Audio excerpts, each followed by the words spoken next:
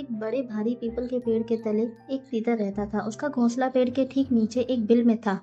People के आसपास जो भी छोटे बड़े पशु पक्षी रहते थे, उन सभी से उसकी गहरी दोस्ती थी। एक दिन तीतर अपने आरामदेह घर को छोड़कर खाने की तलाश में निकला।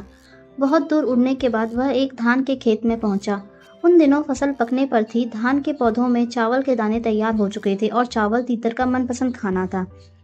भोजन की भरमार देखकर वह उसी खेत में टिक गया और जी भरकर चावल खाता रहा। वहां उसने दूसरे बहुत से परिंदों को अपना दोस्त बनाया और उनके साथ ठाठ से समय बिताया। एक दिन वह घर वापस नहीं लौटा, दूसरे दिन भी वह नहीं लौटा, तीसरे चौथे दिन भी नहीं लौटा। इस तरह उसी खेत में कई दिन गुजर गए। जिन दिनों तीतर बाहर था, उन दिनों कहीं से एक खरगोश आया। उसने रहने का कोई ठिकाना नहीं था। उसने तीतर का खाली घोंसला देखा तो उसी को अपना घर बना लिया। कुछ दिन बाद तीतर वापस आया तो अपने घर में खरगोश को घुसा देखकर बड़ा नाराज हुआ।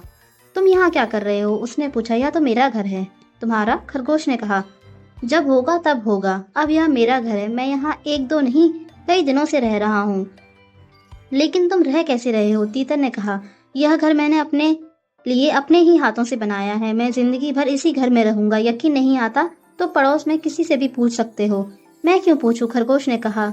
मैं जब यहाँ आया था तब यह मकान बिल्कुल खाली था, तभी मैं इसमें रहने लगा। मकान उसी का होता है जो उसमें रहता है। अब यह मकान मेरा है। तुम्हें यकीन नहीं आता तो तुम ही पड़ोसियों से क्यों नहीं पूछ ले। नेक्स्ट पार्ट के लिए चैनल को सब्सक्राइब करें। Thank you.